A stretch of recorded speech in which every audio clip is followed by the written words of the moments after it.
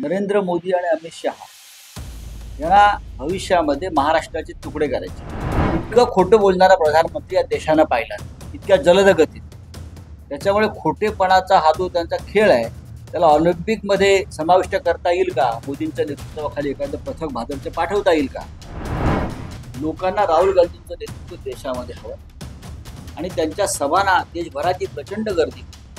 मोदींना माझा सवाल आहे, आधी अजित पवारवरती कारवाई करा.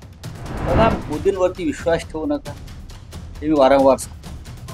मोदी दिवा विस्ताना मोठा होतो तसं मोदींचं सध्या सुरू होतं. 4 जूनला मोदी देशाच्या राजकारणात नसतो. नरेंद्र मोदी आणि अमित शहा यांना भविष्यामध्ये महाराष्ट्राचे तुकडे करायचे. नरेंद्र मोदी आणि अमित शहा यांना मुंबईची पूर्णपणे लूट करून मुंबईला कंगाळ करायचे आणि ह्या त्यांच्या कारस्थानाचा आड उद्धव ठाकरे आणि शरद पवार येत होते.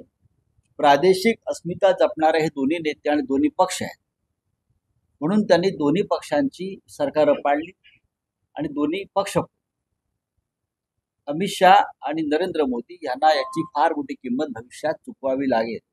महाराष्ट्राची जनता त्यांना माफ करणार नाही. उद्धव ठाकरेंना कधीही मुख्यमंत्री पदाचा मोह नव्हता आणि आजही नाही, तुम्हाला मी आता ठामपणे सांगतो. नरेंद्र मोदी हे गेल्या 10 वर्षामध्ये सतत खोटं बोलत आहेत आणि त्यांचा खोटं बोलण्याचा जागतिक विक्रम हा लवकरच गिनीज बुकात जाईल अशी माझी भूमिका आहे.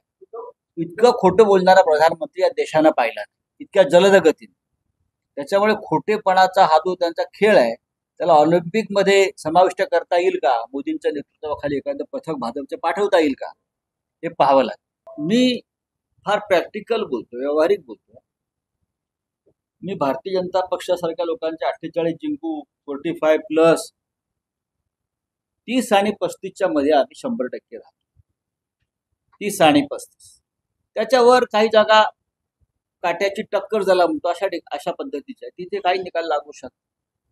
पण लोकांच्या मनामध्ये प्रचंड रोष आहे भारतीय जनता पक्षाविषयी, मोदींविषयी खास करून.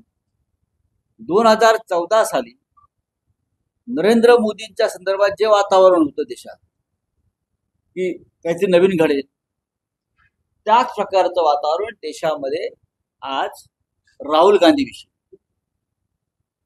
लोकांना राहुल गांधींचं नेतृत्व देशामध्ये हवं आणि त्यांच्या सभांना देशभराची प्रचंड गर्दी होती. ते पाहता मी 2014 साली मोदींच्या बाबतीत जी हवा होती ती आज राहुल गांधींविषयी. मोदींना माझा सवाल आहे, आधी अजित पवारवरती कारवाई करा. मोदींना माझा सवाल आहे, आधी हेमंत विश्व शर्मावरती कारवाई करा. मोदींना माझा सवाल आहे, हसन मुश्रीफवर कारवाई करा. मोदींना माझा सवाल आहे, हे जे तुम्ही 12 आमचे घेतलेले आहेत लोक, यांच्यावर भ्रष्टाचाराचे आरोप आहेत, त्यांच्यावर कारवाई करा. मोदी यांची भ्रष्टाचार विरुद्धची जी बोंब आहे ती बोंब नसून पोकळ बांग आहे. सगळे भ्रष्टाचारी या देशातले आपल्या मांडीवर घेऊन मोदी भ्रष्टाचाराविरुद्ध लढाई करतायत. मोदी के आरोप होते हैं वो हवा में होते. अगर मैं कहा कि बीजेपी का जो घोषणा पत्र है उसमें MIM की छाप है तो क्या बोलेंगे? ओबीसी ने लिख के दिया उनका घोषणा पत्र. ऐसा चलता है? मोदी जी को समझना चाहिए वो देश के प्रधानमंत्री है 10 साल से, उस हिसाब से बात करें. बघा, मोदींवरती विश्वास ठेवू नका, हे मी वारंवार सांगतो. मोदी दिवा विस्ताना मोठा होतो तसं मोदींचं सध्या सुरू आहे. 4 जूनला मोदी देशाच्या राजकारणात नसतो. मोदी यांच्यासारखा दादांत खोटं बोलणारा राजकारणी देशात कधी झाला नाही.